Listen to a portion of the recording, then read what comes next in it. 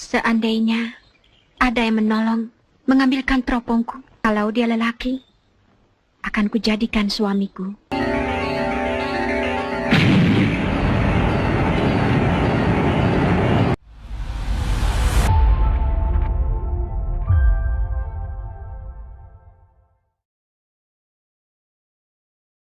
Ceritain film keren dari cerita rakyat Jawa Barat. Film ini berjudul Sang Kuryang yang dirilis pada tahun 1982. Film yang menjadi legenda warga Jawa Barat ini akan membawa kita bernostalgia pada zaman itu. Gak usah lama-lama, langsung aja kita ke filmnya.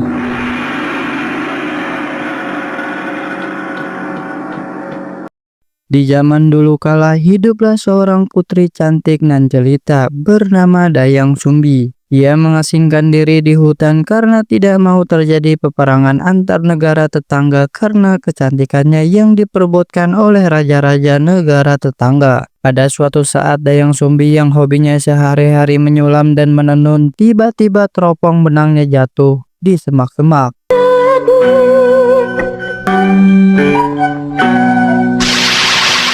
Dayang Sumbi yang sedang malas berujar sambil rebahan, bila seorang wanita yang ambil teropongku akan kujadikan ia saudaraku, dan bila yang ambil laki-laki akan kujadikan suamiku. Seandainya ada yang menolong mengambilkan teropongku, kalau dia lelaki, akan kujadikan suamiku. Terkagetlah Dayang Sumbi sang lengser antar teropong itu di hadapannya. Yang mendengar ucapan sang putri yang mau tidak mau sang putri harus jadi istri dari si lengser. Dan si lengser pun terus mempertegas bahwa ini adalah takdir yang sang putri mau tidak mau harus melaksanakannya. Teropongmu, Nyai. Kau dengar ucapanku tadi? Sang Hyang Rumuhun telah mengabulkan permintaan Nyai. Ini adalah takdir, Nyai. Di tempat lain, perkenalkan, ini adalah Prabu Sungging Terbangkara, ayah dari Dayang Sumbi yang hobinya berburu. Setiap akhir pekan dan sehabis berburu, seharian sang raja selalu mampir di rumah persinggahan sang raja, yang selalu disediakan wanita-wanita cantik oleh lengser untuk menemani sang raja karena Raja Sungging Terbangkara adalah seorang playboy. Tiba-tiba ada lengser istana yang membisikkan ke Adipati, yang langsung oleh Adipati itu memberitahu sang raja bahwa anaknya Dayang Sumbi dikabarkan lagi hamil, yang langsung membuat raja marah. Sesampainya di istana, sang raja pun murka dan langsung sang putri disidangkan siapa yang telah membuatnya hamil. Tapi sang putri hanya bisa menangis, dia membisu. Akhirnya sang Raja Sungging Terbangkara kehabisan kesabaran, yang langsung suruh memanggil Algojo untuk penggal kepala Dayang Sumbi. Di saat itu, si lengser yang sudah jadi suami Dayang Sumbi pun angkat bicara dan mengaku bahwa ia adalah suami Dayang Sumbi. Ayal sang raja pun langsung marah tak percaya yang menghamilinya seorang lengser yang tak lain pembantu dari kerajaan. Penggal dia. Ampun Gusti Prabu. Hambalah orang yang telah melakukan perbuatan terkutuk itu. Di saat itu langsung si lengser dihajar oleh sang raja, yang kemudian menyuruh memanggil Algojo untuk memenggal keduanya. Karena kebaikan ibu putri, sang raja pun mengampuni keduanya karena bagaimanapun di dalam perut Dayang Sumbi terdapat jabang bayi yang suatu saat akan menggantikan sang raja menjadi raja. Sungging Terbangkara dengan kesaktiannya mengubah lengser dan berubah menjadi seekor anjing. Tapi aku tetap tidak bisa menerima perilakumu yang seperti anjing itu. Singkat cerita, karena sang raja tidak ingin melihat wajah Dayang Sumbi, dia pun pergi ke tengah hutan dan berdiam diri di sana dengan tumang lengser yang berubah menjadi seekor anjing. Dan Jakasona seorang anak dari Dayang Sumbi, sedangkan Jakasona selama ini tidak mengetahui si Tumang adalah ayahnya, yang dia tahu bapaknya telah meninggal dengan gagah berani di medan perang. Jaka yang sudah tumbuh di dalam hutan tumbuh menjadi sosok anak yang berani, lincah, dan dia sangat sayang dengan ibunya.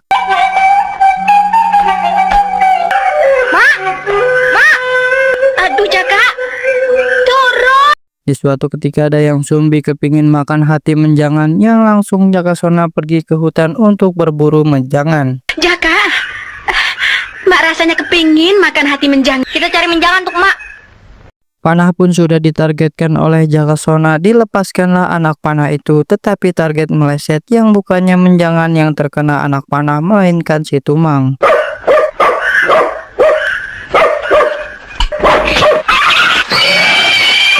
Akhirnya Jakasona pulang membawa hati si Tumang yang membuat sang ibu sangat senang dengan kedatangan Jaka membawa daging hati yang tak lain adalah suaminya sendiri. Jaka pun dengan raut mukanya yang sedih menceritakan bahwa itu hatinya si Tumang yang membuat sang ibu marah campur sedih. Dengan refleks Dayang Sumbi mengayunkan gayung batok kelapa ke kepala Jakasona, kemudian ia mengusirnya dari rumah itu. Bejakan Kak Emak. Sok ngomong kunaon. Jaka cuma berhasil membawa hati si Tumang, Pak. Jaka kapok, Pak. Di malam hari yang gelap, hujan pun turun dengan begitu deras yang membuat Dayang Sumbi ingat akan sangat dengan putranya. Sementara Jaka di ujung pelariannya sampai di sebuah goa yang ternyata Jaka sudah ditunggu sama yang punya goa dan bilang bahwa kamu akan tinggal di sini bersama Guryang lebih lama, kalau sudah waktunya kamu akan pulang menjadi manusia perkasa. Kau akan kami buat jadi manusia perkasa. Ya, Saya bersedia. Selain itu, ibu putri mengamanatkan ke putranya Sungging Perbangkara sebelum ajal menjemput dirinya ingin melihat sang cucu dari Dayang Sumbi hadir di dekatnya dan menyuruh sang anak buah untuk mencari Dayang Sumbi di hutan belantara. Tetapi dengan kemuruh gulanya sang Sungging Perbangkara tidak bisa berjanji untuk hal itu. Akhirnya setelah 9 tahun Jakasona belajar bela diri dan bertapa, dia pun berganti nama menjadi Sang Kuryang dan bisa keluar dari gua itu.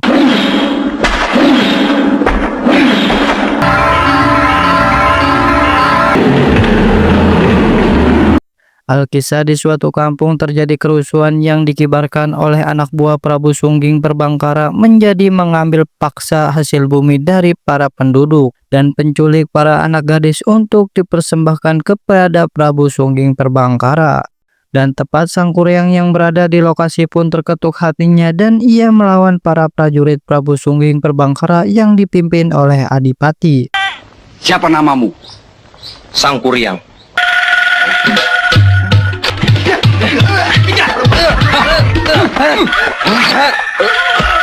Tujuan Sang Kuryang ternyata menuju rumah ibunya, yaitu Dayang Sumbi di tengah hutan. Dengan hati gembira dia datangin rumah tersebut pengen cepat bertemu dengan ibunya. Tapi setelah dia masuk ke rumah itu ia tak menjumpai siapa-siapa dan terkejutnya Sang Kuryang saat melihat tengkorak terbaring di atas ranjang.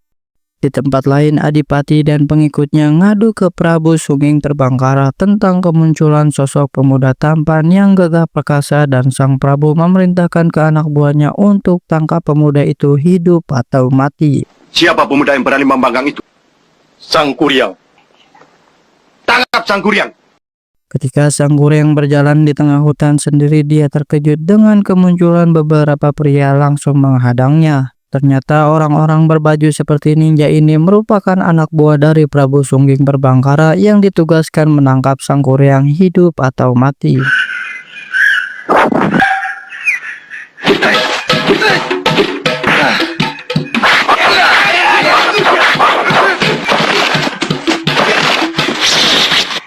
Sampailah Sang Kuryang di keraton di dalam kerangkeng berjalan yang sudah ditunggu para algojo pingin ngajak berantem sampai mati. Tetapi apa yang terjadi karena si Mamang kegedean bacot daripada kelakuannya, dia pun kena mental oleh Sang Kuryang yang akhirnya si Mamang cukup sampai sini adegannya. Sang Kuryang, keluar dan tunjukkan bahwa kau adalah seorang jago. Tombak!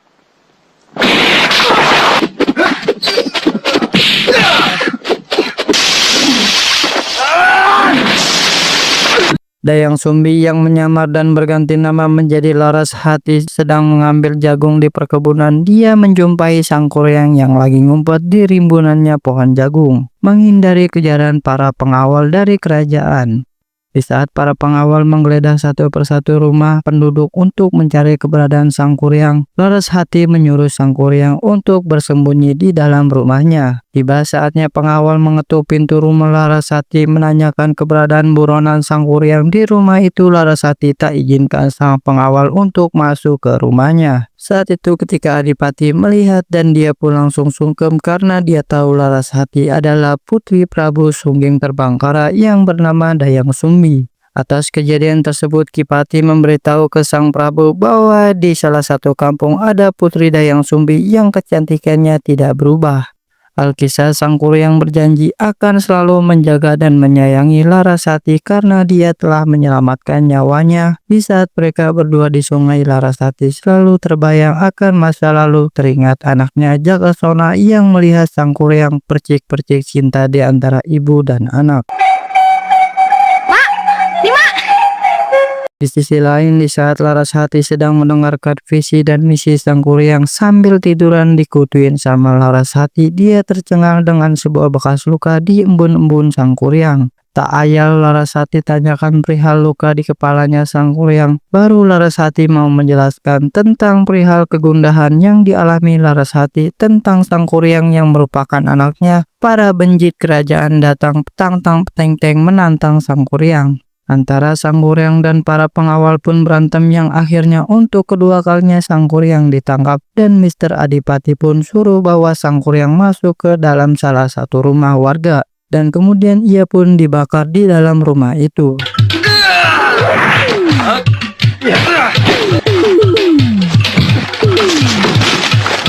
Seret dan bakar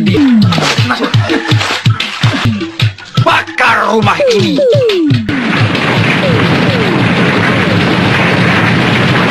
Dan ternyata Sang Kuryang datang dengan menggunakan pintu rumah mendatangi keraton di mana Sang Prabu lagi asik sedang berbincang. Seperti biasa, Sang Prabu suruh para pengawal dan seluruh kekuatan senjatanya untuk membunuh Sang Kuryang.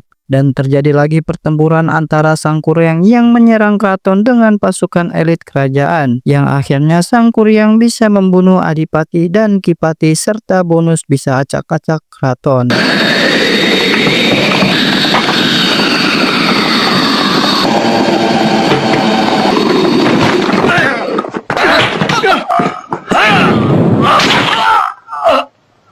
Sang Kuryang pun cari Larasati di rumahnya tetapi tidak ada, ternyata dia lagi berada di sebuah taman yang langsung Sang Kuryang sudah ngebet pengen nikahi Larasati. Yang ternyata ibunya. Larasati yang mengetahui Sang Kuryang adalah anaknya tidak ingin pernikahan ini terjadi. Ia pun mengajukan persyaratan untuk membendung sungai Citarum buat perahu untuk mereka berdua berlayar di perahu itu. Tetapi itu semua harus selesai esok sebelum fajar menyingsing. Dan Sang Kuryang pun menyanggupi persyaratan itu. Dengan kesaktian yang dimilikinya dan bantuan para jin, Sang Kuryang bisa membendung sungai Citarum yang menjadi danau indah dan romantis.